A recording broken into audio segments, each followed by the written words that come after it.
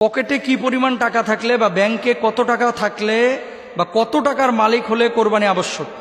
2 নম্বর লিখেছেন যে কোরবানি একাকী দেওয়া উত্তম নাকি সবাই মিলে একসাথে শরিকানায় কোরবানি দেওয়া উত্তম। 2টি প্রশ্নের উত্তর আমরা এখন জানবো ইনশাআল্লাহ। 1 নম্বর,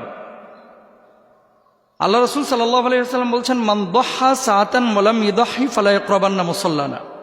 যে ব্যক্তির সামর্থ্য আছে কোরবানি দেওয়ার অথচ সে কোরবানি দিল না, সে যেন আমার ঈদগাহের ধারে কাছে না আসে। নাউজুবিল্লাহ। মানে সামর্থ্য থাকা সত্ত্বেও কেউ যদি কোরবানি না দেয়। এখন এটার সামর্থ্য, কোন সামর্থ্যের কথা বলা হয়েছে হাদিসের মধ্যে, এখানে আপনাকে বুঝতে হবে জাকাত আবশ্যক যাদের উপরে, জাকাত ফরজ, একটা মূলনীতি মাথায় রাখবেন, জাকাত ফরজ যাদের উপরে, কোরবানি ওয়াজিব তাদের উপরে। তবে জাকাতের নেশাবটা 1 বছর থাকা জরুরি। কোরবানির নেশাব 1 বছর না, মাত্র 3 দিন থাকা জরুরি। এটা আপনাদেরও জানা দরকার। কয়দিন থাকা জরুরি? 3 দিন। কোন 3 দিন? জিলহজ্জের 10 তারিখ, 11 তারিখ এবং 12 তারিখ। এই 3 দিন যদি পরিবারের খরচের বাইরে নেশাব পরিমাণ সম্পদ আপনার কাছে থাকে। নেশাব কি? 52.5 তোলা রৌপ্য, 7.5 ভরি স্বর্ণ। 7.5 ভরি স্বর্ণের মূল্য কত? 7.5 ভরি স্বর্ণের মূল্য এখন প্রায় 7 লক্ষ টাকার মতো। আর রৌপ্যের মূল্য কত? রৌপ্যের মূল্য 52.5 তোলা রৌপ্যের মূল্য 60 থেকে 80 হাজার টাকা। তো ইসলামিক স্কলাররা রৌপ্যের মূল্যটাকে স্ট্যান্ডার্ড ধরতে বলেন। কেন? তাহলে আমলটা সমৃদ্ধ হবে। জাকাতের ক্ষেত্রে রৌপ্যের মূল্যটাকে গ্রহণ করতে বলেন। কেন? যাতে করে গরিব লাভবান হয়।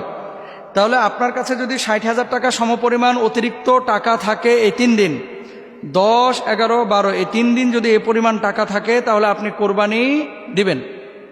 আপনি বলবেন যে হুজুর 60,000 টাকা আমি কি কোরবানি দেব? 60,000 টাকা আপনি তো একটা ছাগল কোরবানি দিতে পারেন। 20,000 টাকায় ছাগল পাওয়া যায়, 22,000 টাকায় ছাগল পাওয়া যায়, 15,000 টাকায় ছাগল পাওয়া যায়। আর আপনি যদি বলেন যে না আমি দিব না, তাহলে বোঝাপড়া আল্লাহর সাথে হবে আপনার। এখানে তার হুজুর জোর করে আপনাকে বলতেছে না যে জবাই করেন। আর যদি আপনি 7 লক্ষ টাকার হিসাব করেন স্বর্ণের মান হিসাবে, তাহলে কিন্তু অধিকাংশ মানুষের উপরে কোরবানি আবশ্যক না। 7 লক্ষ টাকা কয়টা মানুষের আছে? অধিকাংশ মানুষের উপরে কোরবানি আবশ্যক না। কিন্তু রাসূল সাল্লাল্লাহু আলাইহি ওয়াসাল্লামের হাদিস, যে সামর্থ্য নেই তারপরেও যদি কেউ ম্যানেজ করে কোরবানিটা দেয়, আল্লাহ সুবহানাহু ওয়া তাআলা ওই কোরবানির সওয়াবও দেন। সুবহানাল্লাহ। এখানে আরেকটা বিষয় আছে, কোরবানির সওয়াবটা কি? যেই পশু আপনি জবাই করতেছেন, এই পশুর রক্ত গড়ে মাটি স্পর্শ করার পূর্বে আল্লাহ রাব্বুল আলামিন আপনার জীবনের গুনাহ খাতা মাফ করে দেবে। সুবহানাল্লাহ বলেন। এবং প্রত্যেকটা পশমের বদৌলতে আল্লাহ সুবহানাহু ওয়া তাআলা একটা করে সওয়াব দেবেন। এক্ষেত্রে কিন্তু মানুষ উদাসীন, বুঝছেন?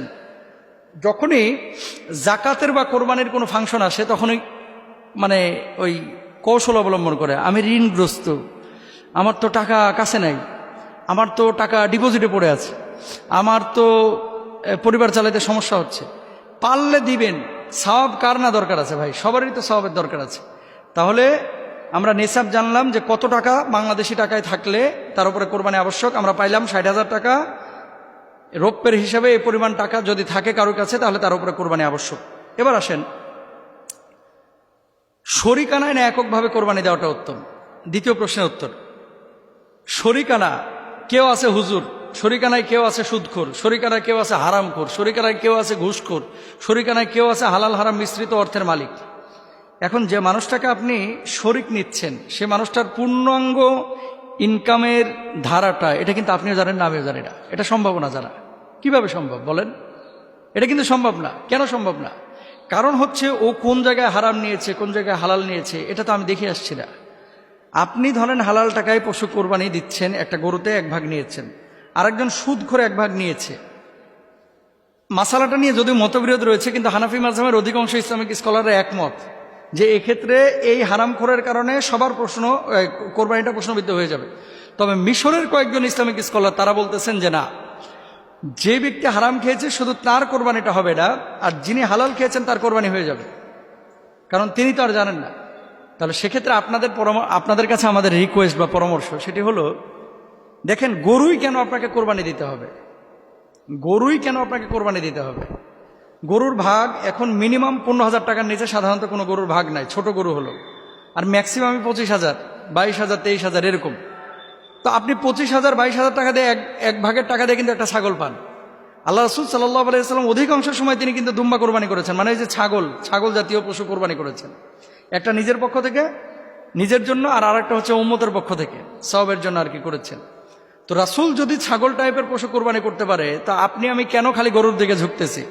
হুজুর গরুর গোস্তের স্বাদ বেশি, এই জন্য খালি গরুর দিকে আমরা ঝুঁকি। হুজুর গরুর গোস্তটা একটু খাইতে ভালো না, জিব্বার স্বাদের লাগে যদি সুদখোরের সাথে ঢুকেন, ও তো আপনার কোরবানিটা বরবাদ করে ফেলবে। এই জন্য আমরা খেয়াল করব, কোনো সুদখোর ঘুষখোরের সাথে আমি কোরবানি দিব না। দরকার হয় ওই মাদি ছাগল দিয়েও কোরবানি দেওয়া যায়, কিন্তু মাদি ছাগল পেটে বাচ্চা না থাকলে, এগুলো তো 12-13 হাজার টাকা তো পাওয়া যায়। আপনি একটা ছোট্ট মাদি ছাগল নিয়ে এসে কোরবানি দেন, তারপরও কোনো ঘুষখোরের সাথে কোনো মোটা তাজা গরুতে অংশ নেবেন না। আল্লাহ তাআলা আমাদের বোঝার তৌফিক দান করুন।